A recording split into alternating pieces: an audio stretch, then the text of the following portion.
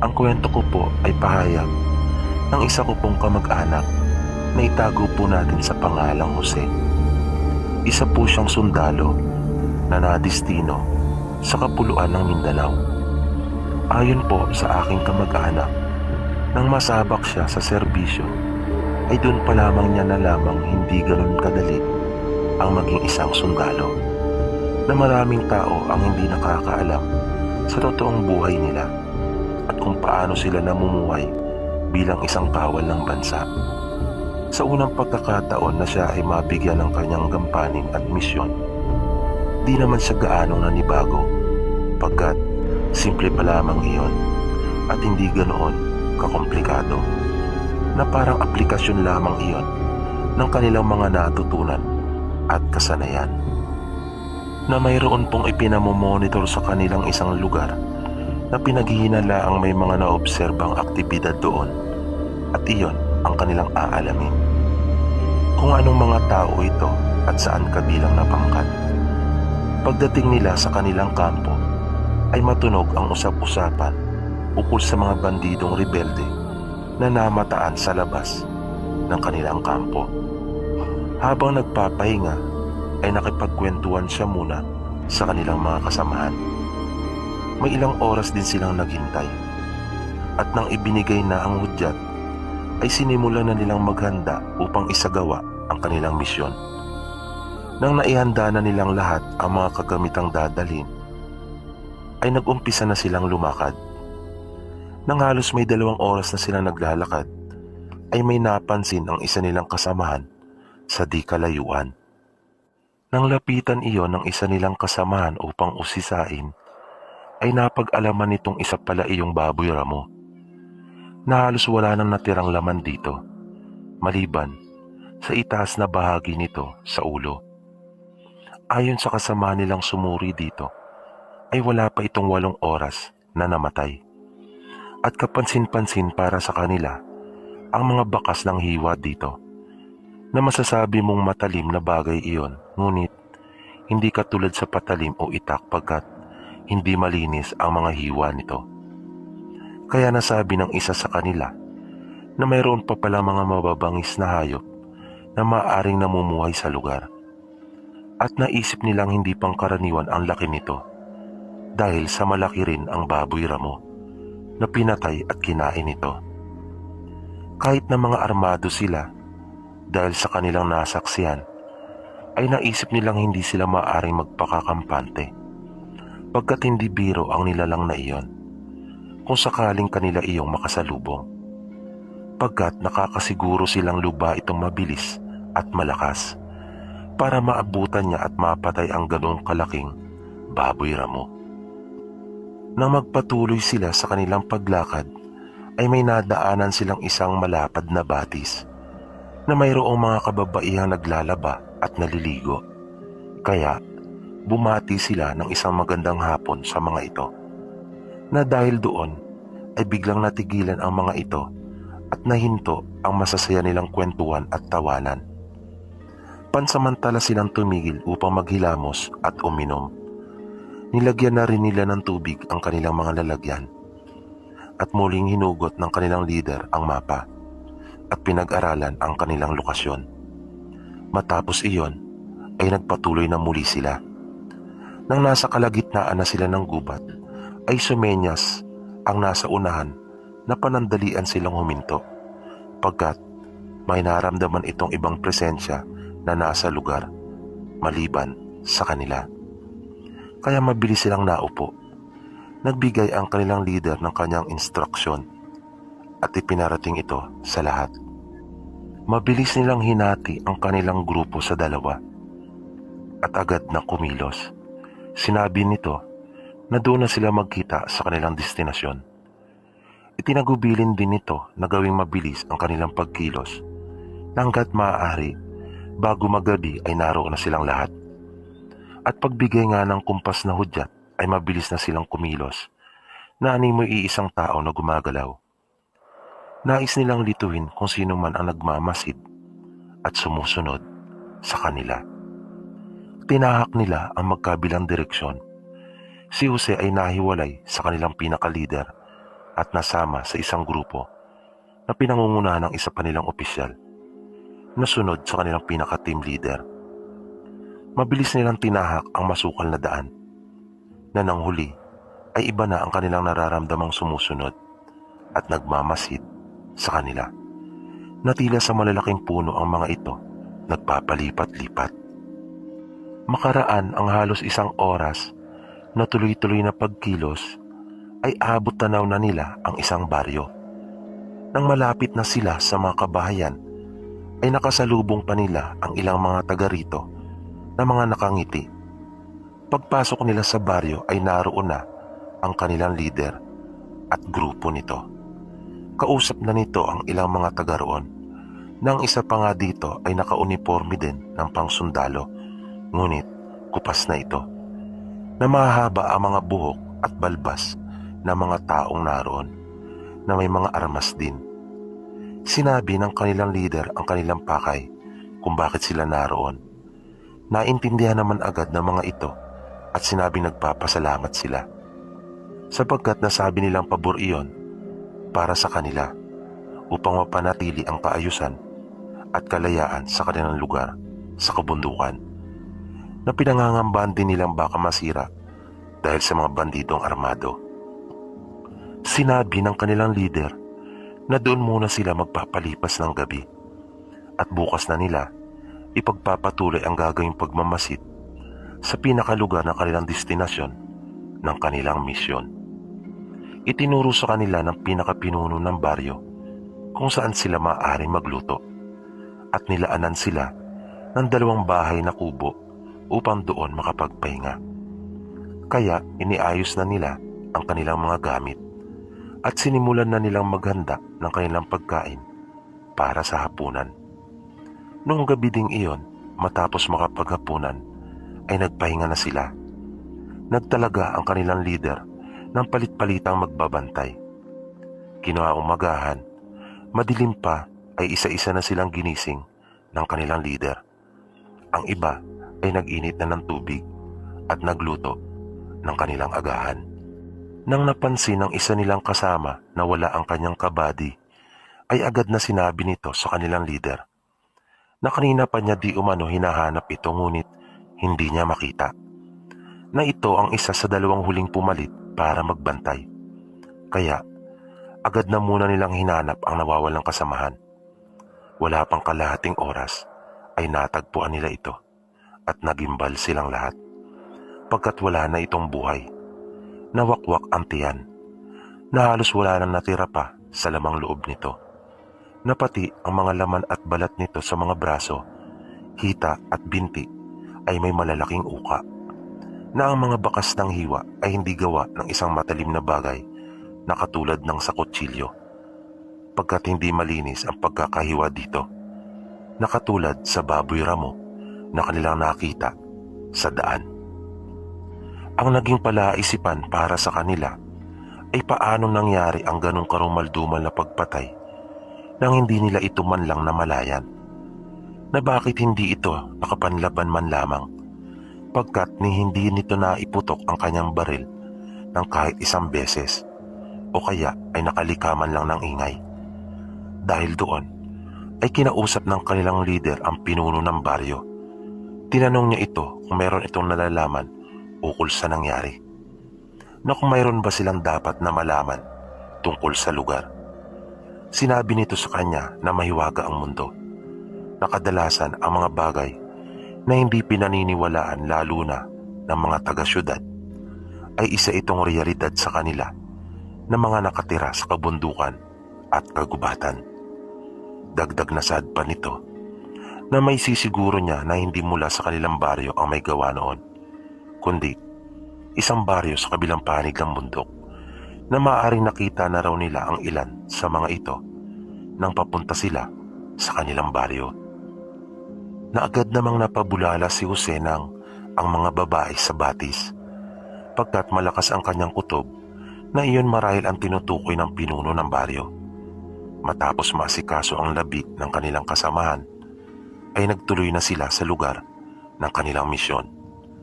Nang malapit na sila sa kanilang destinasyon, ay tila nag-iba ang simoy ng hangin maging ang kanilang paligid. Nabigla ang naging pagbabago nito, na animoy nasa ibang lokasyon at lugar na sila, na naging makulimlim at nakaramdam sila ng kakaiba. Kaya naisipan ng kanilang leader na huminto na muna at pansamantalang magmasid. Sinenyasan sila nito na ihinto ang kanilang paglakad at pagpapatrolya. Nakiramdam sila. Di nagtagal ay nakarinig sila ng mga pagkaluskos sa mga makakapal na damuhan at sa itaas ng mga puno. Ngunit nanatili lamang sila sa kanilang kinalalagyan nang biglang may lumundag sa isa nilang kasamahan mula sa kung saan, na dahil sa pagkabigla nito ay kanya iyong pinagbabaril. Umalingaw-ngaw ang sunod-sunod na putok. Nakita naman nila ang nilalang na nangingisay matapos bumagsak sa lupa. Nang kanila itong lapitan ay nakita nila ang kakaibang itsura nito, na naibulong nila sa kanilang mga sarili na ito na marahil ang tinatawag na aswang, na hindi sila makapaniwala pagkat noon lamang sila nakakita ng ganon. Humihinga pa ito sa kabila ng maraming tama ng bala na tinamo. Kaya nagbantay pa silang mabuti pagkat natitiyak nilang may mga kasama pa ito. Dahil naririnig pa rin nila na nagpapatuloy ang mga kaluskos sa kanilang paligid. Nang bigla silang nakarinig ng isang malakas na atungal na dumadagundong ito sa kanilang pandinig. Dahil sa lakas, kaya napasulyap silang lahat sa pinanggagalingan ng malakas na tunog na iyon. At bigla na lamang nilang nakitang tumatakbo na ng mabilis at tumatakas ng palayo ang kanina'y nakahandusay na aswang na tinamaan ng kanilang kasamahan na parang walang nangyari. Dahil sa kanilang nasaksiyan ay nag-alala ang leader nila Jose para sa kapakanan ng kanyang mga kasamahan. Ngunit malapit na sila sa lugar na kanilang misyon. Kaya sinabi ng kanilang leader na sila ay magpapatuloy. Kaya binilinan niya sila na mas maging alerto. Si Jose ng mga pagkakataon na iyon ay abot-abot na ang kabang nararamdaman pagkat hindi niya iyon inaasahan, na kahit isa sa kanila ay hindi napagdaanan iyon sa kanilang mga pagsasanay. Ngunit naalala niya ang payo sa kanya ng mga magulang na kapag nasa anumang uri ng panganib ay manalangin, pagkat iyon ang pinakamabisa sa lahat.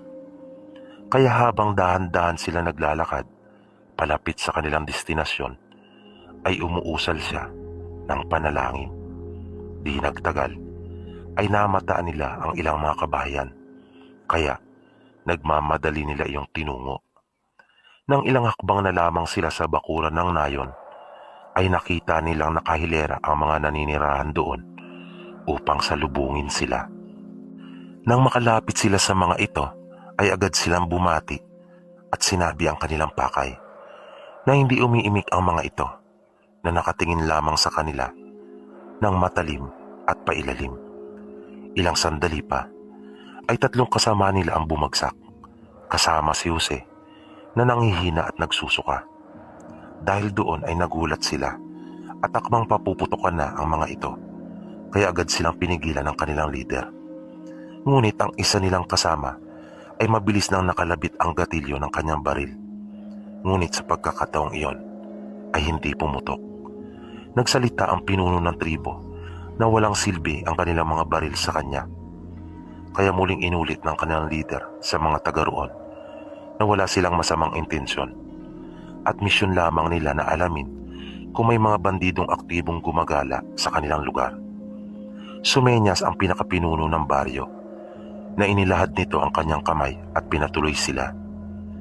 Inalalaya nila na makatayo ang kanilang mga kasama, na lalo silang nasindak pagkat may mga butlig at bukol ng tumutubo sa mga balat ng mga ito na namumutla na at tila nahihirapang huminga. Sinabi ng pinuno na dalhin sila sa kubo upang sila ay magamot. Nagpasalamat naman dito ang kanilang leader na katulad nila ay hindi rin makapaniwala sa kanilang mga nakikita na nangyayari. Nang makatuloy na sila sa kubo ay sinabi nito sa pinuno ng tribo kung isa ba daw sa kanila ang may gawa ng pagkamatay ng isa niyang tauhan. Tuwira naman siyang sinagot nito na marami pa daw itong hindi nalalaman. Sinabi sa kanya ng matanda na ang baryo na kanilang pinanggalingan ay siyang talaga ang mga aswang. At iyon marahil ang may gawa noon. Sabi pa ng matanda. Nasadya di umanong palihim kung umatake ang mga ito, na dating magkasundo ang kanilang tribo. Ngunit, nang maalis di umano ng landas ang mga ito at sinunod ang maling paraan ng pamumuhay, ay pinutol na nila ang pakikipag-ugnayan sa mga ito. Dagdag pa ng matanda, ang kabilang tribo lang naman di umano ang may mga armas, na hindi naman talaga aktibo ang mga bandido roon, kundi ibang nilalang ang kadalasan mong makakasagupa, at ito nga ay ang tinutukoy niyang mga aswang ng kabilang baryo. Samantala, nakilala naman ni Jose ang dalagang naglalapat ng lunas sa kanya, at ito ay si Isabel. Maganda ito, kaya naman madaling nahulog ang loob ni Jose sa dalaga. Naramdam niyang tila malapit din ang loob nito sa kanya. Kinagabihan ng araw na iyon ay pinaganda pa sila ng mga taga-baryo ng kanilang makakain. Mabuti ang ginawang pag-istima sa kanila roon. Madalas naman nag-uusap sina Jose at Isabel. Nalaman niya mula sa dalaga ang sikreto kung paano tuluyang mapapatay ang mga aswang sa kabilang baryo. Naikwento niya kasi dito na may nabaril ang kanilang kasamahan, ngunit di nagtagal ay nakatakas ito na tila walang nangyari. Sinabi ng dalaga na kailangan ay maihiwalay ang ulo ng mga ito sa kanilang katawan. Yun lamang daw ang tanging paraan, sapagkat malakas daw ang mga taglay nitong anting sa katawan. Nang sumunod na araw nang mabuti na ang pakiramdam nila Jose at dalawang kasamaan nito, ay nagpaalam na sila sa mga taga roon at nagpasalamat sila, lalo na sa pinakapinuno ng baryo.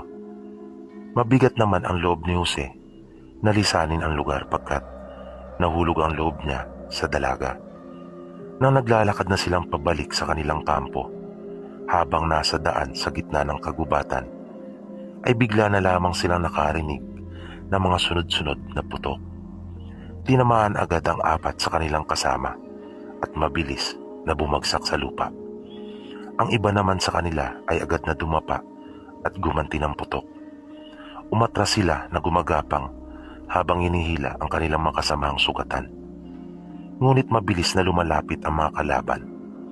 Agad nilang naaninagan ang mga taong may armas sa unang baryo na kanilang pinuntahan, at totoo nga ang sinabi ng matanda tungkol sa mga iyon, pagkat iba na ang itsura ng mga ito na lubang nakakasindak at nakakatakot, na may mga kababaihan din silang kasama, na tila hindi iniinda ng mga ito ang kanilang ginagawang pagganti ng pagputok, na parang sinasalubong pa ang kanilang mga bala, na hindi man lang umiilag bagkus diretso na papunta sa kanilang direksyon. Nagkanya-kanya sila ng pwesto, gumanti sila ng putok upang mapigilan ang tuluyang paglapit ng mga ito sa kanila, ngunit patuloy lang ang mga ito. Samantala si Jose ay nakahiga sa lupa, na kahit may tama na, ay panay pa rin ang kanyang pagpapaputok. Nang bigla siyang nagulat pagkat mula sa kawalan, ay mabilis na sumaklolo sa kanya si Isabel, na nasa tabi na niya ito at sinusubukan nitong gamutin at pilit na pinapaampat ang dugo sa kanyang sugat. Nang biglang sunod-sunod na putok na naman ang pumailan lang, at nakita ni Jose na bumagsak sa lupa si Isabel sa tabi niya. Kaya nakita niya sa likod ni Isabel na kasamahan pala niya ang bumaril dito, pagkat inakalang kasama ito ng mga umaatake sa kanila, na inisip nitong nilalapa na siya dahil na rin sa itsura nito. Halos naghihingalo itong nakatitig sa kanya, na bigla namang tumulo ang luha ni Jose at tumingi siya ng tawa dito. Pasusundan pa sana ng kanyang kasama at muling papuputukan si Isabel. Ngunit sa natitira niyang lakas ay sinabi niyang wag, at pinigilan niya ito. Ayaw niya sanang iwan si Isabel, ngunit pinagtulungan na siyang buhatin ng kanyang mga kasama at tuluyan na silang lumayo sa lugar, na nakita rin niyang tumulo ang luha sa mga mata ni Isabel at naintindihan niya ang mga katagang sinabi nito nang bumuka ang mga labi na sinasabing mag-ingat siya at wag na siya nitong alalahanin. Iyon ang huling tagpo na naalala ni Jose, pagkat nang muli siya nagkamalay ay nasa ospital na siya at kasama niya sa isang maliit na kwarto ang mga kasamang nasugatan sa engkwentro. Matagal ding namalagi si Jose sa paggamutan. Bawat araw na naroon siya ay walang sandali na hindi niya naaalala si Isabel, na lubhas siyang nalulungkot pagkat mahal na niya ang dalaga, na wala siyang ibang hinihiling at pinapangarap kundi ang muli niya sana itong makita at kung maaari ay makasama. Nang tuluyan nang gumaling si Jose, ay minabuti niyang mag-file na muna ng leave, hindi upang umuwi sa kanila kundi bumalik sa bundok at upang hanapin ang baryo nila Isabel sa gubat, na kahit alam niyang ito ay may lahing aswang pagkat ampun lamang ito sa baryo na kanyang kinabibilangan, at ito ay mula talaga sa lahi ng kabilang baryo ng mga aswang, na kanya pa rin itong nais na makatuluyan at makasama habang buhay. Ngunit sa di inaasahang pagkakataon ay nakita niya ito nang minsan nagpunta siya sa bayan, na halos hindi siya makapaniwala na matagal silang nagpatitigan, na hindi nila kapwa maalis ang kanilang pagkakatitig sa isa't isa, na nasabi ni Joseng sadyang napakahiwaga ng buhay. At ngayon nga masaya na silang namumuhay na magkasama at nabiyayaan ng 3 anak, na nakawala na rin si Isabel mula sa kanyang sumpa.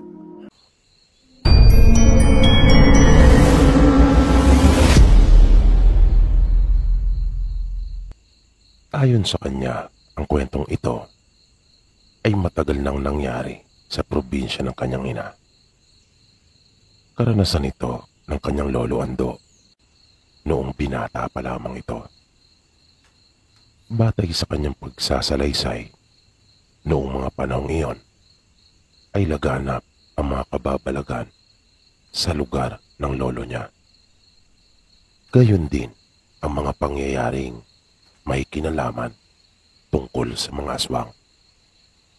Kung kaya halos lahat ng tao noon sa kanilang lugar, kapag umaalis o kaya'y lumalabas ng bahay, ay may bitbit na bayong na naglalaman ng iba't ibang bagay na pangontra at sandata laban sa aswang. 19 anyos ang lolo ni Ramil nang magkaroon ito ng hindi magandang karanasan sa mga aswang. Pero hindi siya mismo ang naapektuhan, kundi ang kanyang pinsan. Saksi lamang siya sa mga pangyayari. Minsan kasi ay nayaya si Ando ng kanyang pinsan at matalik na kaibigan na si Mikoy. Nakiusap ito sa kanya na kung maari ba raw siyang samahan ito sa kabilang bayan, pagkat niyaya daw siya ng kanyang nililigawan na makipiesta.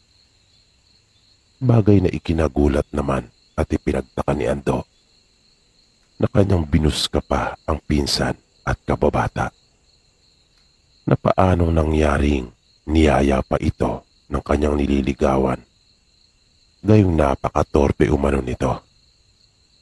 Nangiti lamang si Mikoy at sinabing iyon daw ang alam niya, pero ang totoo ay matinik umano siya pagdating sa babae. Nasabi pa niya ay tahimik lang daw kasi siya kung dumiskarte. Pumayag naman si Ando sa paanyaya sa kanya ng pinsan. Basta uuwi rin daw sila kagad sapagkat maraming gawain ang naghihintay sa kanya sa kinabukasan ng araw na iyon. Tumango naman si Mikoy at nagkasundo silang magpinsan. Kinagabihan noon, habang kumakain sila Ando ng kanyang mga magulang at kapatid ng hapunan, ay sinamantala niya ang pagkakataon upang makapagpaalam. Hindi namang kaagad nakasagot ang kanyang mga magulang. Ilang sandali pa ang lumipas bago nakapagsalita ang mga ito, na tila ba pinag-isipan pa muna nilang mabuti ang sasabihin. Naunang nagsalita ang ina ni Ando at sinabi nitong wala naman sanang problema, basta mag-iingat lamang siya. Sunod na nagsalita ang kanyang ama at sinabing mag-iingat sapagkat marami ang kumakalat ng mga balita na ang bayan na iyon ay kinaroroonan ng ilang pamilyang nagmula sa angkan ng mga aswang. Dagdag pa nito ay baka mahawaan pa silang magpinsan kung hindi sila magiging maingat. Nagpasalamat naman sa kanila si Ando at sinabing sila naman ay mag-iingat. Napilitan nga lang rin daw siya dahil sa pinapupunta si Mikoy ng nililigawan nito. Naawa naman siya sa pinsan pagkat walang makasama. Nabiglang natawa ang tatay ni Ando at tila ba hindi makapaniwala na mayroon ng babae sa buhay ni Mikoy, na hanggang sa makatapos na sila sa pagkain ay doon na lamang umikot ang kanilang usapan. Nang sumapit ang kapistahan sa nasabing bayan, maaga pa ay naghahanda na sila Ando at Mikoy.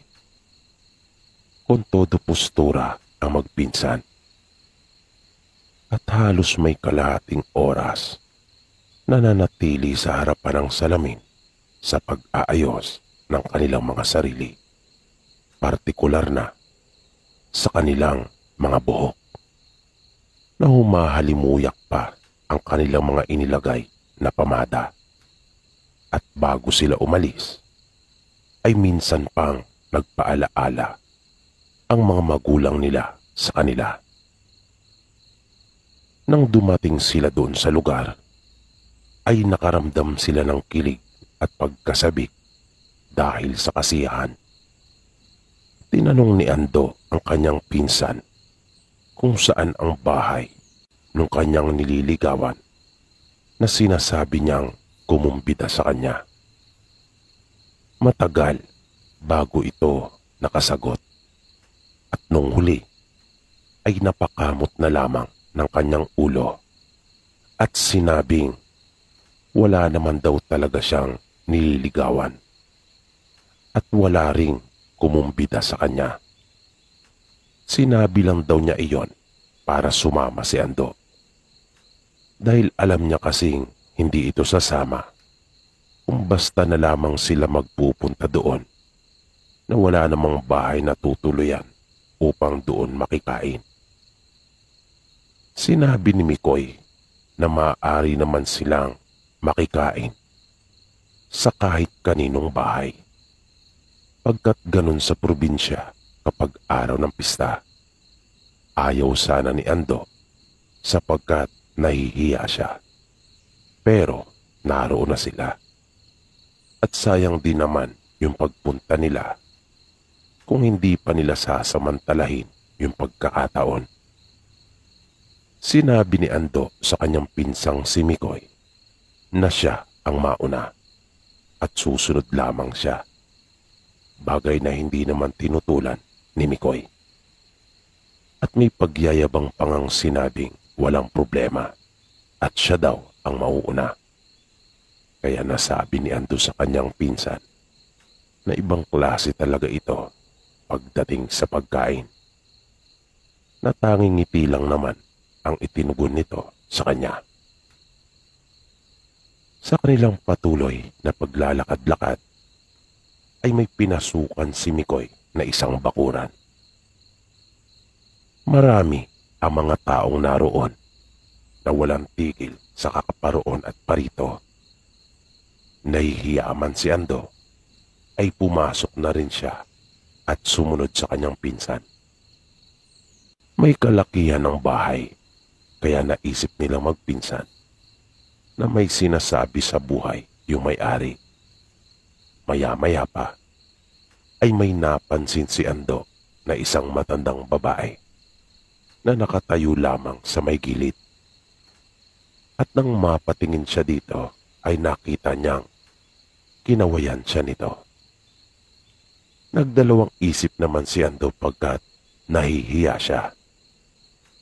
Pero nang muli siyang mapatingin sa babae, ay muli din itong kumaway sa kanya. Nasinisenyasan siya nito na lumapit. Kung kaya wala nang nagawa pa si Ando. At nang nasa harapan na siya nung matandang babae, ay sinabi nitong kumain lang sila at huwag mahiya. Kainin umano nila ang lahat ng kanilang maibigan. Dahil inihanda niyang lahat ng mga iyon para talaga sa mga taong makikipamyesta sa kanila at papasok sa kanyang bahay. Biglang napabulala si Mikoy at hindi napigilan ang kanyang kasiyahan dahil sa mga sinabi nung matanda. Kaya sinaway naman ito ni Ando at sinabing umayos pagkat dayo lamang sila doon sa lugar. Kahit paano ay naging komportable si Ando dahil sa mga sinabi nung matanda. Kaya lumapit na silang magpinsan sa mesa. Dumampot sila ng tag-isang plato at naglagay na ng pagkain sa kanilang mga pinggan. Habang kumakain na sila, paminsan-minsan, ay napapasulyap sila sa ibang mga taong naroon. Nahuhuli nila ang mga itong nakatingin sa kanila ng hindi maganda. May pagkakataon pa ngang nakangisi pa yung iba sa kanila habang tinitingnan sila ng mga ito. Bagay na nagpapakabang talaga kay Ando. Magkagayon pa man ay talagang inubos ni Mikoy yung lahat ng pagkain inilagay niya sa kanyang plato. Na napapansin ni Ando na halos mahirapan na ito sa kanyang paghinga pero patuloy pa rin sa ginagawang pagkain na hindi talaga pinapalampas at tinikmang lahat ng pagkain naroon at inihahain pa sa mesa.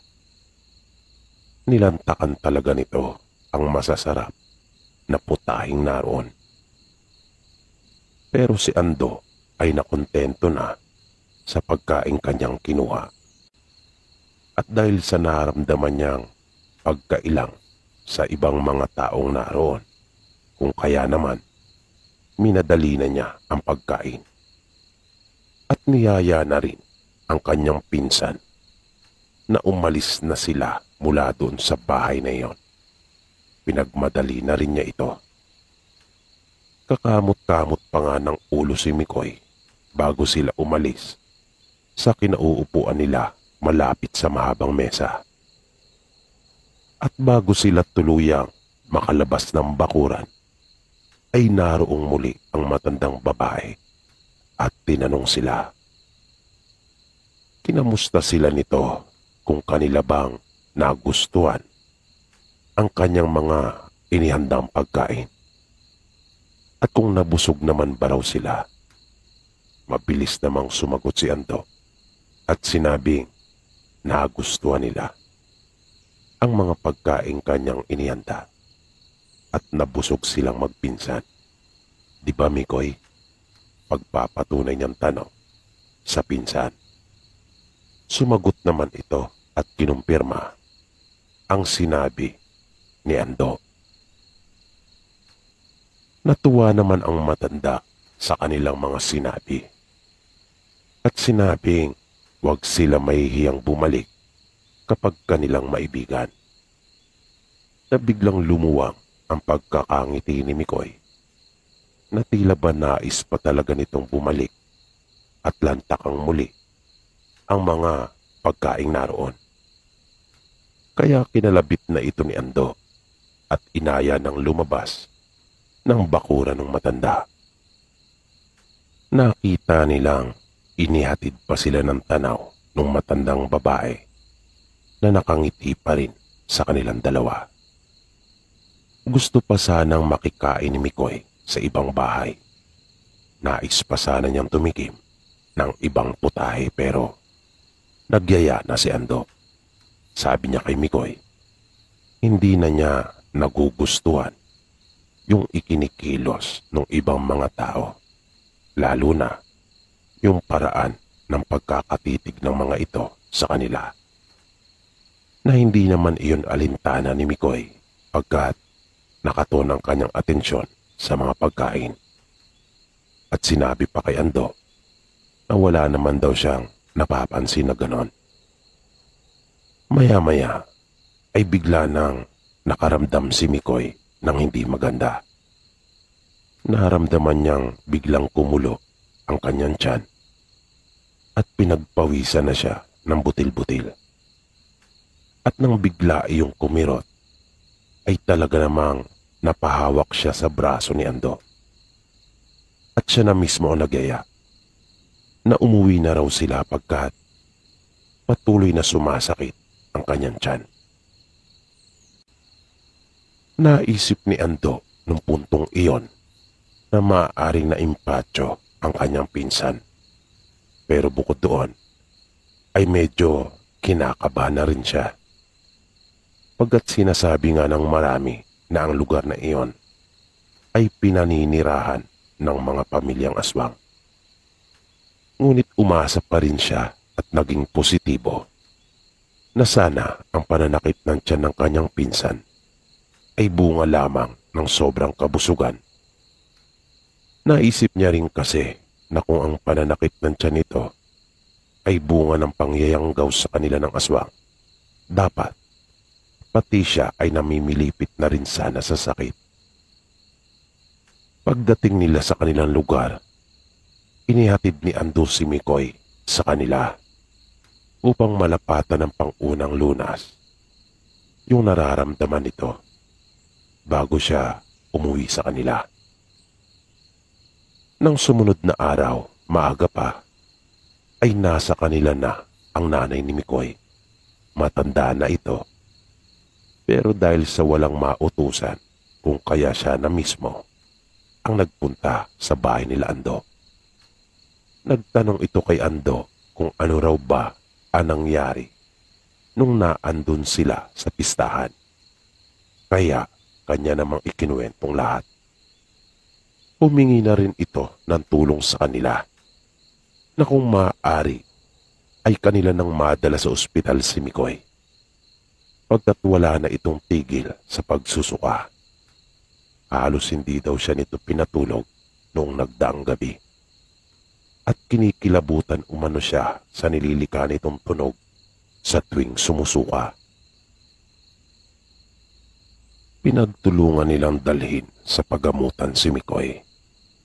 Ngunit tulad ng inaasahan ng tatay ni Ando, ay wala namang nakitang problema ang doktor.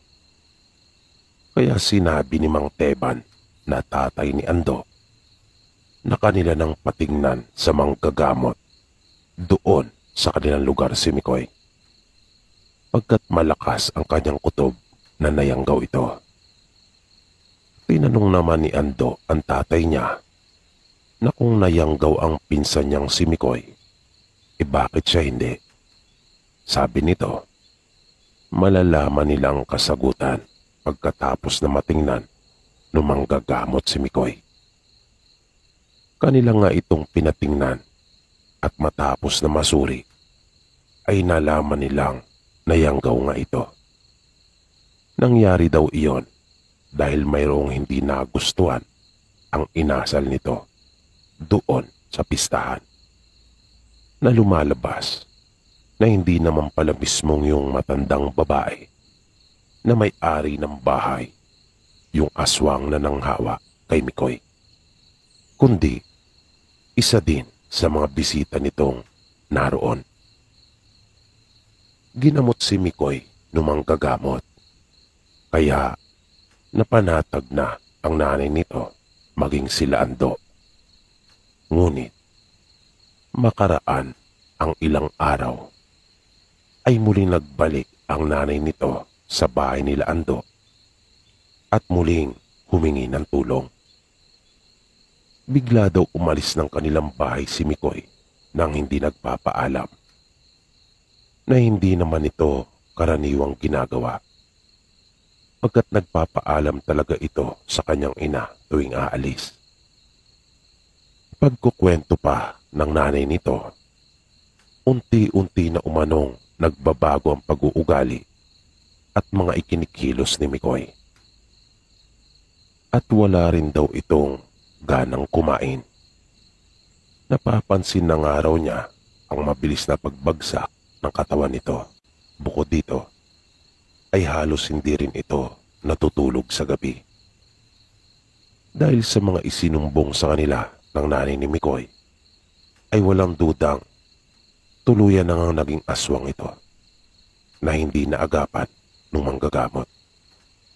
Humingi din ng tulong ang tatay ni Ando sa mga kaibigan at iba pa nilang kaanak upang hanapin si Mikoy.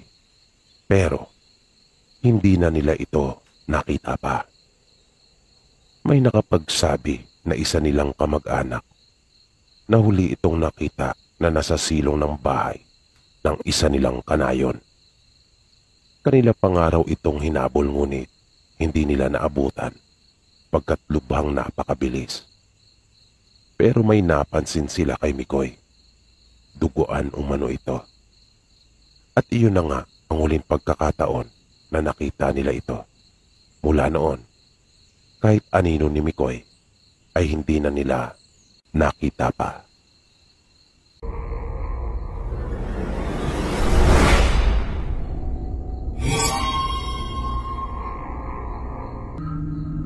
Mayroon lang po akong kwentong nais ding ibahagi sa inyo.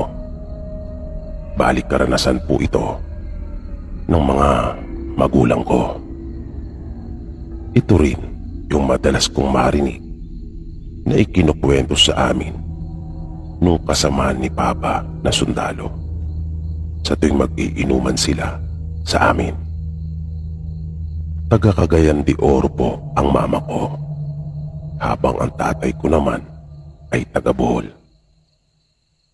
Pero sa Cagayan din po kasi siya nag-aral, kung kaya doon na sila nagkakilala ni mama at sabay na gumraduate.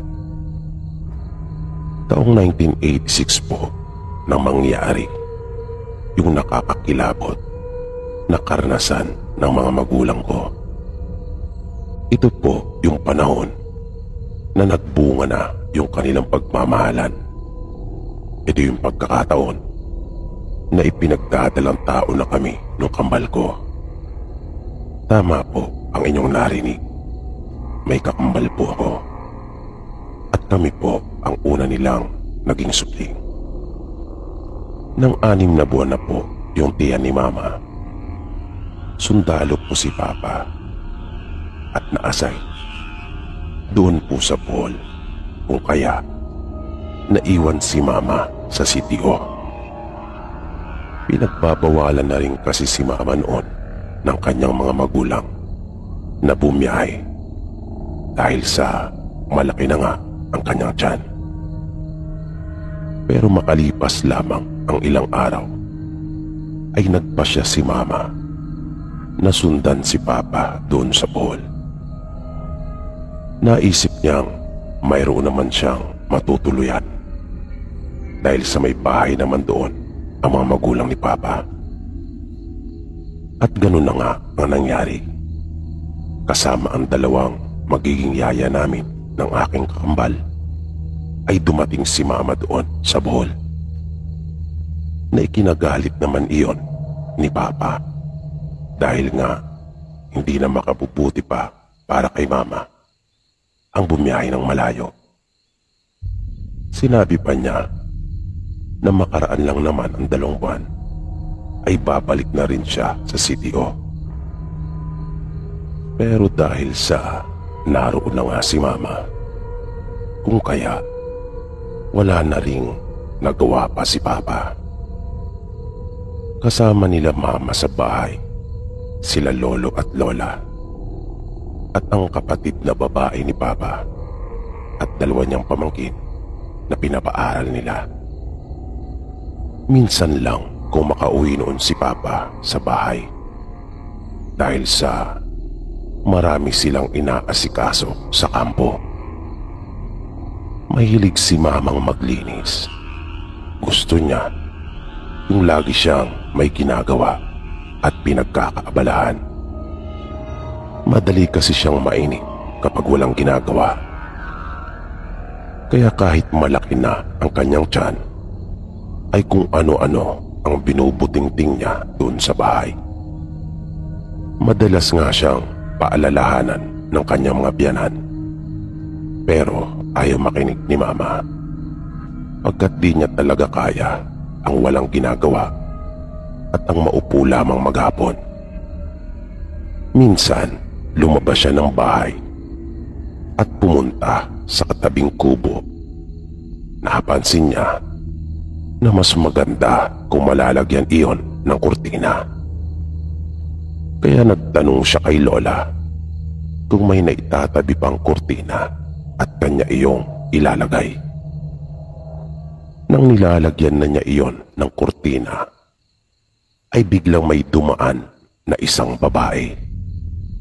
Nasa tansya ni Mama ay nasa 40 na ang edad nito. Huminto ito sa tapat niya at nagtanong kung bago lang raw ba siya sa lugar. Pagkat noon lang daw niya nakita si Mama. Sumagot naman si Mama. Sinabi niyang oo at kararating lang noong nakarang araw. Dito kasi na-assign yung asawa ko. Pagpapatuloy pa ni Mama. Muling nagtanong yung babae kung ano raw ba ang trabaho ni Papa. Sinabi ni Mama na isa itong sundalo. Pero babalik din sila sa Mindanao makaraan ang 2 buwan. Muli namang sumagot yung babae at sinabi niyang buntis pala si Mama at mukhang 2 daw ang laman na bata. Kaya sumang-ayon naman si Mama sa sinabi ng babae at sinabing kambal na lalaki ang kanyang ipinagbubuntis. Nagpaalam si Mama sa babae na kanya nang itutuloy ang ginagawang pagkakabit ng kurtina sa pinto ng kubo. Habang ginagawa niya iyon, ay napapansin niyang panay ang tingin ng babae sa kanyang tiyan. Halos mapako ng araw ang mga mata nito doon. Bago umalis yung babae, ay tumingin pa umano ito sa mukha ni Mama na para bang may kailangan ito at gustong sabihin, ngunit nag-aatubili. Hanggang sa umalis na nga ito. Ayon kay Mama, hindi naman niya iyon binigyan ng anumang masamang kahulugan dahil mabait naman kausap yung babae. Makaraan ang ilang araw ay napagpasya ni Mama na sumama sa palengke. Kasama niya yung 2 mag-aalaga sa amin at si Lola. Nang bigla daw niyang makitang muli yung babae doon. Nagtitinda ito ng kalamay. Ito po yung masarap na ipalaman sa tinapay. Nang mapansin daw sila nito, ay tinawag at kinawayan sila. Inalok sila nito at sinabing bibigyan pa ng libre dahil sa kaibigan daw niya si Mama. Bigla namang nagsalita si Lola at sinabi sa babae na ngayon lang yata niya ito nakita doon sa palengke. Madalas kasing namamalengke si Lola at hindi naman niya nakikita yung babae. Sumagot yung babae at sinabing bihira lang siyang magbenta. Paminsan-minsan lang kapag sinisipak na gumawa ng kalamay. Matapos iyon ay bumili na si Lola. Dahil sa mukha ngang mabait ito, dahil sa maamong muka at malambing na paraan ng pagsasalita. May kasama pa itong bata na sa palagay nila Mama ay anak ng babae.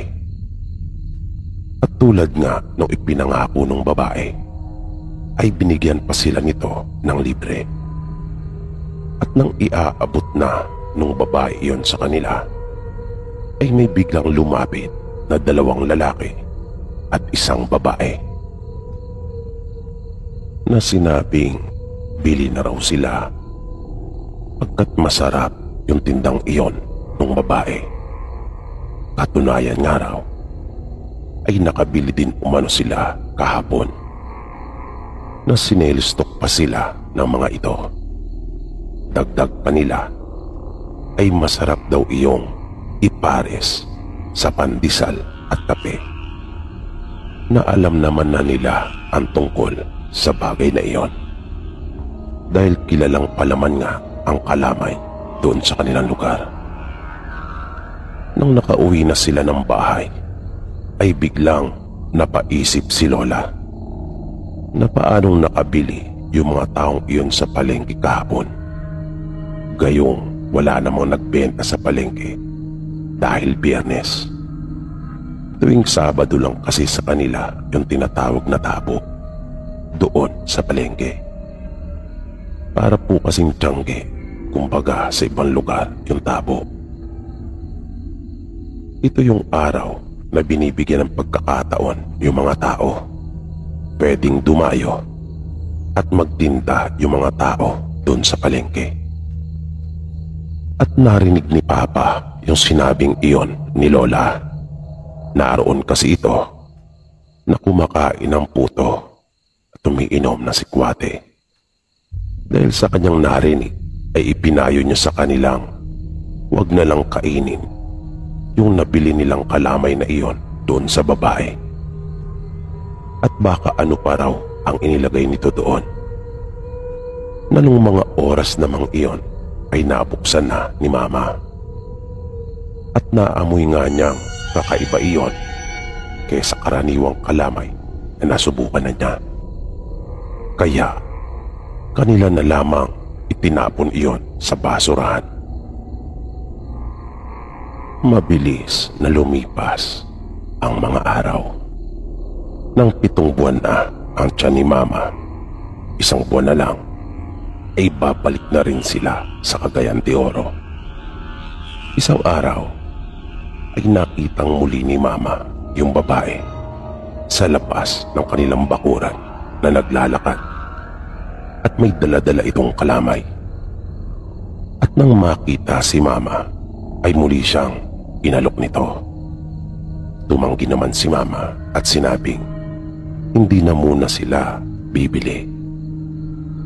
Nang sumagot ang babae ay iba ang naging tugon nito. Sinabi nito na mas lumaki palalo yung tiyan ni Mama. Malapit na raw siguro itong manganak. Sinabi ni Mama sa babae na sana nga ay maging maayos at normal ang kanyang panganganak.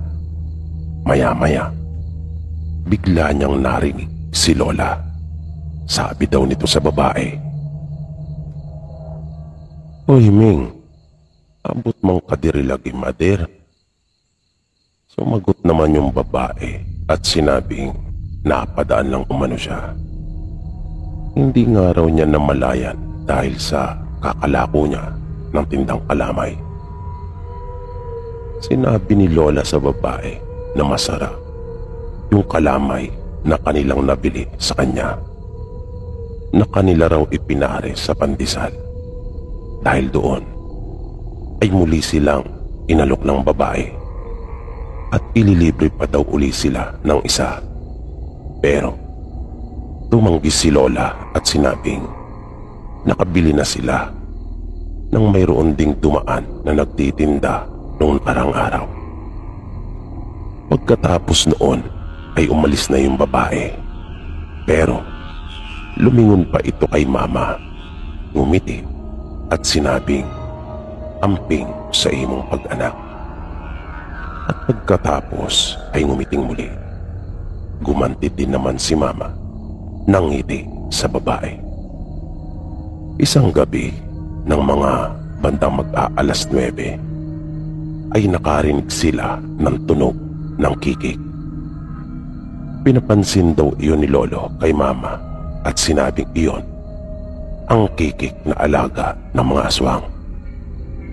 Nangiti naman daw si Mama nang kanyang marinig iyon dahil hindi ito naniniwala sa mga ganong kwento. Dahil sa CDO ay di naman siya nakaranas ng kahit anong uri ng kababalagan. Laki kasi siya sa syudad. Maya-maya ay nagpaalam na si Mama kanila Lolo at sinabing papasok na ng kwarto. Ang bahay nga pala nila Lolo noon ay yari pa sa kugon ang bubong. Pero yung dingding ay yari naman sa makakapal at malalapad na tabla. Nang nakahiga na si Mama ay muli nilang narinig yung tunog ng kikik. Kaya tinanong siya nung isa sa mga magiging tagapag-alaga sa amin kung naniniwala ba siya sa wakwak. Sinabi ni Mama na hindi dahil wala naman daw siyang naranasan sa CTO. Sabay ngiti. Simula noon ay lagi na silang nakakarinig ng kikik at nararamdaman din nilang mayroong umaali-aligid. Isang gabi, naroon sila Papa kasama ang 2 pang sundalo sa kubo at nag-iinuman. Tuba na may halong Pepsi pangaraw ang kanilang iniinom noon. Noong mga bandang alas 11 na ng gabi ay lumabas ang isa nilang kasama upang umihi. May napansin daw itong parang malaking payong na kulay itim na nagpapaikot-ikot sa itaas ng bahay nila Lola. Napansin niya iyon dahil sa maliwanag at bilog na bilog ang buwan noong mga oras na iyon. At dahil sa ihing-ihina ay hindi niya gaanong binigyan ng pansin ang nasabing bagay na iyon. Nang mapalingon siyang muli ay nakita niya iyong lumabag at dumapo sa silong ng bahay. Pagbalik niya sa loob ng kubo ay naikwento niya kanila Papa yung kanyang napansin. Kaya lumabas yung isa pa nilang kasama at siya naman daw ang iihi. Nais din niyang malaman kung totoo ba yung sinasabi ng kanilang kasama. Pero laking gulat niya nang may makita siyang tao na nasa tapat na ng kwarto nila Mama. Kaya bumalik ito kaagad sa loob ng kubo at sinabi kanila Papa. Paglabas nila ay panandalian pa nilang pinagmasdan muna iyon. Ang akala pa nga daw nila noong una ay isa lang iyong magnanakaw. Pero kinutuban sila ng hindi maganda nang makita nila iyong tumayo at dahan-dahang idinikit ang muka sa may dingding. Napaminsan-minsan pang tumitingala sa langit kung nasaan ang bilog na buwan. Kaya napawika yung isa nilang kasama at sa mahinang tinig ay nasabi nitong, "Sir, aswang yan, sir." Kaya gamit ang hawak na baril ay 2 beses iyong pinaputukan ni Papa. Sa gulat ay bigla umanong tumalon sa mga halamang tanim ni Lola yung aswang at mabilis iyong naglaho. Hindi na natulog pa sila Papa noong gabing iyon na kanila na lamang binantayan sila Mama. Kinabukasan, nang ikwento nila yung nangyari noong nagdaang gabi, ay nakaramdam si Mama ng matinding takot at gusto nang umuwi sa kanila. Ang lolo ko naman ay inilabas na yung pinakatatago-tago nitong itak. Hindi ako sigurado kung yun ba yung tinatawag nilang ginunding doon sa kanilang lugar. Mahaba iyon at matalas. Paghahandaan daw niya kasi yung pagbabalik ng aswang. Malakas kasi yung kanilang kutob noong mga pagkakataon na iyon. Nababalik pang muli yung aswang ayon kay Papa. At sa kanyang mga kasama ay natamaan naman niya yung aswang pero mukhang hindi napuruan. Katunayan ay narinig pang araw nila itong nasaktan. Makalipas ang ilang araw ay hindi nga sila nagkamali. Muling bumalik yung aswang doon sa bahay nila Lola. Mga 10:00 yun ng gabi nang pagbaba nila Papa mula sa kanilang sasakyan ay nakita kaagad nila na mayroong nasa bubong ng kanilang bahay. Dahan-dahan sila nagkubli doon sa may kubo. Kitang-kita nila yung tao na may mahabang buhok na nakatuwad doon sa bubong na tila ba mayroon itong sinisilip. Wala na silang sinayang pa na sandali. Pinasinta nila iyon at agad na pinagbabaril.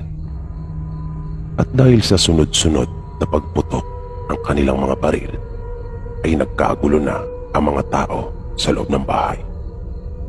Na pati yung mga kapitbahay nila ay nagising na rin at nagsilabasan upang makiusyoso. Tumawag naman sa kampo yung isa nilang kasamahan, kaya makaraan lang ang ilang oras ay nagdatingan na rin ang ilan pa sa kanilang mga katropa. Kasalukuyan na nilang hinahanap noon yung katawan ng kanilang binaril. Pero hindi nila iyon natagpuan. Sa halip, ang nakita nila ay yung alagang aso nila Lolo na patay na at wakwak ang katawan nito. Nasabi ni Papa kaya pala hindi na ito nakapag-ingay pa dahil sa patay na. Napansin din nila na mayroon ng butas yung kanilang bubong. Panay naman ang iyak ni Mama dahil sa sobrang takot. Gusto na raw niyang bumalik sa kanila sa sitio. Nang mga sumunod na araw ay kanilang pinagawa ang bubong. Pinalitan na ito ng yero at kanila ding pinalagyan ng kisame. Kanila na ring tinanggal yung napakaraming mga halaman ni Lola na nasa gilid ng bahay para madali nilang makita kung mayroong aali-aligi doon. Nang matapos na ni Papa yung kanyang pakay at trabaho, ay bumalik na rin sila ni Mama sa CDO. Nang minsang makibalita sila Mama tungkol doon sa aswang, sabi nila Lola ay wala na raw gumagalang aswang doon sa kanilang lugar. Kaya malakas ang kutob nilang napuruhan na nila ito nung huli nilang makaengkwentro.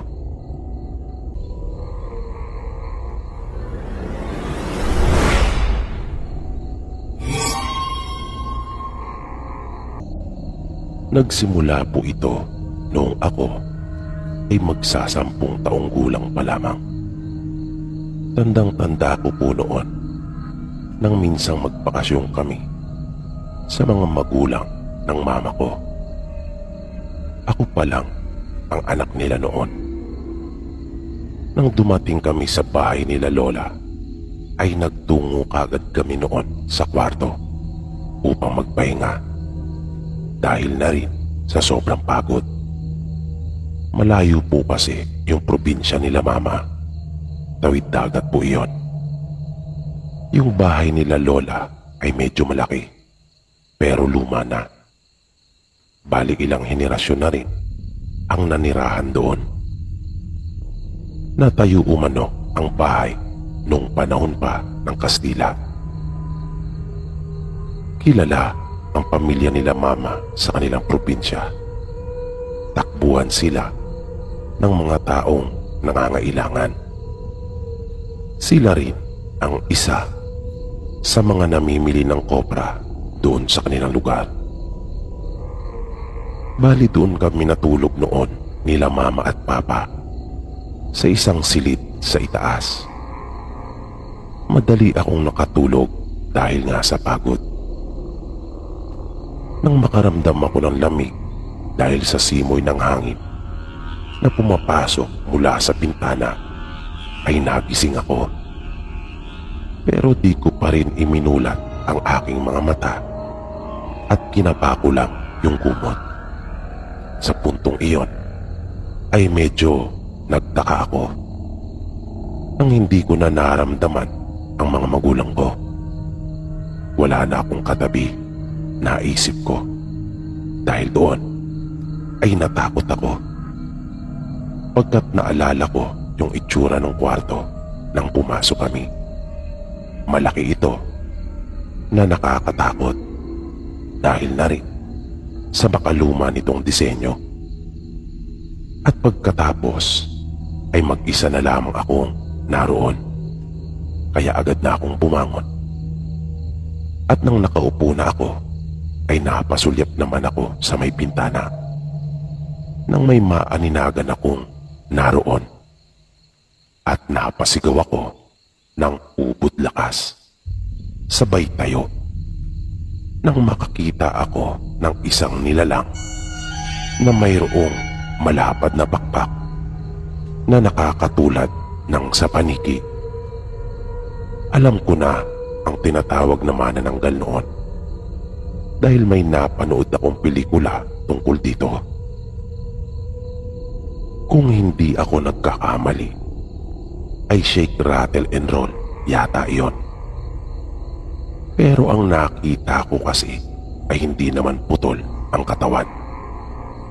Mahaba din ang buhok nito na nakabuhaghag na para pang alambre sa tigas dahil sa nagtatayuan ang mga iyon. Ngunit wala siyang suot na damit. Nakahawak ito sa may grills ng bintana. Nakakatakot ang kanyang itsura.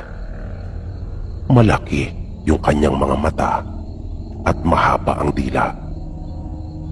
Mabilis na akong tumayo noon at nagtatakbo habang wala akong tigil sa kakasigaw. Nagmamadali kong binuksan ang pinto at agad na lumabas. At dahil sa sobrang takot at pagkataranta ko, nakakadalawang baitang pa lamang ako ay tinalon ko na yung mataas na hagdan. At doon ko nakita ang mga magulang ko na tumatakbo. Kasama sila lolo at lola. Pati na rin yung mga pinsang ko at dalawang kapatid ni mama. Pero huli na dahil tumama na ako sa landing nung hagdan. At hindi maganda ang pagkakabagsak ko. Yun ang huli kong natandaan. Tumatakbo sila. Naaakyatin sana ako. Dahil nga narinig na siguro nila yung mga ginawa kong pagsigaw. Pero doon na nila ako nakita at naabutan na nakasalampak sa paanan ng hagdan. Dahil sa nangyari ay nabungi ako. Bumaon kasi yung isang ngipin ko at kinakailangan umanong bunutin sabi ng dentista. Nagkaroon din ako noon ng pilay, sugat sa ulo at bibig. Nang muli ako magkamalay ay nasa ospital na ako. Tapos na ring matay ang mga sugat ko. Nang mag-usisa sila ay aking ikinuwento kung ano yung aking nakita. Si Mama ay wala lang imik. Pagdating namin sa bahay ay nagpatawag si Lola na manggagamot. Pinahilot nila ako at pinatingnan. At lumabas nga yung imahe ng aswang na aking nakita. Nagalit noon si Lolo dahil nalaman kong pinadaanan na rin pala si Mama ng aswang noong dalaga pa siya. Sabi nila Lola, hindi taga roon sa kanila ang gumagawa noon, kundi taga ibang lugar. Sa galit nila Lolo at Lola ay kanilang hiniling sa manggagamot na parusahan yung gumawa noon sa akin. Hindi na raw kasi nila mapapalampas pa yung pagkakataon na iyon. Sumang-ayon din naman yung manggagamot at sinabing siya na raw ang bahala. Makakaasa daw sila na mabibigyan ng hustisya yung nangyari sa akin. Mahigit 1 linggo pa kaming nanatili doon kanila Lolo at Lola. Pero sa bawat araw na lumilipas, simula na mangyari yun sa akin, ay parang may napapansin akong kakaiba. Tila may mga pagbabagong nangyari sa akin. Noong una ay masaya ako sa aking nararamdaman. Magaan kasi palagi ang aking pakiramdam. At may mga magaganda akong larawang nakikita sa aking isipan na basta na lamang sumisingit ang mga iyon. Pero habang tumatagal ay parang hindi ko na iyon nagugustuhan. Dahil may mga nakikita na akong hindi ko dapat makita. Tulad na lamang nung minsang maliligo ako. Habang naglalakad ako papunta sa banyo, ay bigla na lamang may dumaang anino sa aking harapan. Mabilis iyon na mas maliit lamang sa akin ng kaunti. Kaya sa takot ko ay hindi na ako nagtuloy pa sa banyo upang maligo. Minsan naman, nang papaakyat na kami ni Mama sa silid para matulog, nasa pangatlong baitang pa lamang kami, ay may nakita akong nakatayo doon sa itaas ng hagdan. Hindi iyon gumagalaw, pero hugis tao talaga na nakabelo. Kaya, hinawakan ko sa kamay si Mama at pinigilan ko siya. Hinila ko at inaya siyang bumalik. Sabi ko, samahan niya muna ako sa kusina dahil nauuhaw ako. Na nagtaka si Mama dahil kagagaling lang namin doon. Pero nagpumilit pa rin ako at nagdahilan na lamang. Sinabi kong nauuhaw uli ako. Kaya minabuti niyang magdala na kami ng tubig sa muli namin pag-akyat. Nang nasa hagdan na kami uli, ay wala na doon yung nakita ko. Kung kaya, nakahinga na ako ng maluwag. Pero hindi doon natapos yung mga pagpaparamdam at nakikita ko. Isang araw nang nasa kusina ako at kumakain ng hinog na mangga, habang si Mama at Lola naman ay abalang nagluluto ng tanghalian, ay napasulyap ako doon sa may sala. Nakita kong naroon si Lolo at nakaupo sa kanyang tumba-tumba na naroon iyon sa may biranda. Nakabukas ng maluwang ang pinto kung kaya kitang-kita ko siya. Madalas ay doon ko talaga siya nakikitang nakaupo. Paborito niyang pwesto iyon. Bali nakatalikod siya sa amin at doon siya nakatanaw sa malapat nilang palayan. Dumampot ako ng isang mangga sa mesa at naisipan kong ibigay sa kanya. Nang malapit na ako kay Lolo, ay bigla akong nagtaka. Nang wala na ito doon, wala nang nakaupo sa tumba-tumba. Pero patuloy itong gumagalaw at habang lumalaon ay mas bumibilis pa.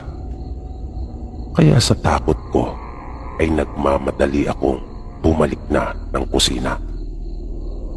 Umahangos pa ako nang maupong muli sa gilid ng mesa. Napansin pala ako ni Mama. Kanya akong tinanong kung ano raw ang nangyari sa akin at bakit ako namumutla. Para daw akong nakakita ng multo.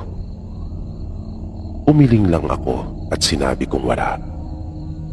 Ako naman ang nagtanong sa kanila kung nasaan si Lolo. Sumagot si Lola at sinabing maaga itong umalis at hindi pa nakakabalik. Pinuntahan daw nito yung inaalok na baka sa kanya.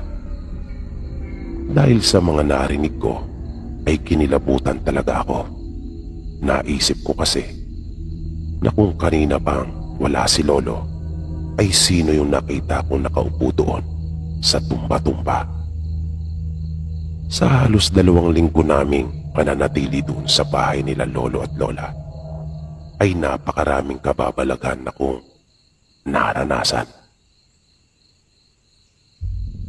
Iyon yung unang pagbabakasyon ko doon sa kanila at hinding-hindi ko iyon makakalimutan. At ang isa pang nakakatakot kong karanasan doon ay nung natutulog na kami. Nang bigla akong magising ay nakita kong mayroong nakaluhod sa aking tabi. Talagang halos himatayin ako dahil sa sobrang takot nung sandaling iyon. Na kahit nakayuko lamang ito at hindi gumagalaw, ay binalot talaga ako ng matinding sindak. May mahaba itong buhok na nakalugay. Gusto kong sumigaw nung mga oras na iyon pero nakapagtatakang walang lumalabas na anumang tinig sa akin. At nang sinusubukan kong igalaw ang aking katawan ay hindi ko iyon magawa. Hindi ako makakilos. Balak ko sanang tumagilid upang talikuran iyon nang upang hindi ko na makita. Pero parang namanhid ang buo kong katawan para akong nanigas. Ang ginawa ko noon ay pumikit na lamang ako. Sa isip ko ay sinasabi kong sana ay mawala na iyon. Sinasabi ko na ayaw ko na iyong makita. Ilang minuto ko ring ginawa iyon hanggang sa maglakas loob akong idilat ng bahagya ang aking mga mata upang alamin kung naroon pa ba iyon. At laking ginawa ang naramdaman ko nang makita kong wala na ito. Para akong nabunutan ng tinik sa aking lalamunan dahil doon. Simula noon ay lagi na akong nakakakita ng mga hindi magagandang pangitain. Kahit pa nakabalik na kami sa Maynila. Nakalauna naman ay nasanay na rin ako. Parang naging normal na rin sa akin ang mga bagay na iyon nung huli. Kahit ngayon, paminsan-minsan, ay may mga nararamdaman pa rin ako at nakikita. Pero hindi na kasing dalas tulad nung dati. Sa aking palagay, nangyari ang lahat ng ito nung magbakasyon kami noon sa probinsya nila Mama. Malakas ang kutob ko at hinala na nag-ugat ito, bunga ng pagkakadisgrasya ko doon sa hagdan. Ang pagbabakasyon ko na iyon kanila Lolo at Lola ay hindi na muling naulit pa. Parang nadala ako. Tila ba nagkaroon ako ng phobia? Kaya iyon yung una't huli kong pagpapakasyon sa kanila. Kahit pa nga nung pumanaw sila, nang magkahiwalay na taon, ay hindi talaga ako napilit ng mga magulang ko na sumama sa kanila. Yung dalawang kapatid ko ay napapayag nila. Hindi rin naman kasi kami nagkukwento sa kanila tungkol sa mga naranasan ko doon. Kapag nagtatanong sila kung bakit ayaw kong sumama, ay iba yung ibinibigay naming dahilan. Pero talagang sinisikap nila mama at papa na maisama nila ako. Sabi pa nga ni mama, ay namatay na raw yung nang aswang sa akin noon. Binigyan umano ng sakit tumanggagamot na pinakaiusapan nila lola. Pero ayoko talaga. Hanggang dito na lang po sir ang kwento kong ito tungkol sa aking mga naging karanasan.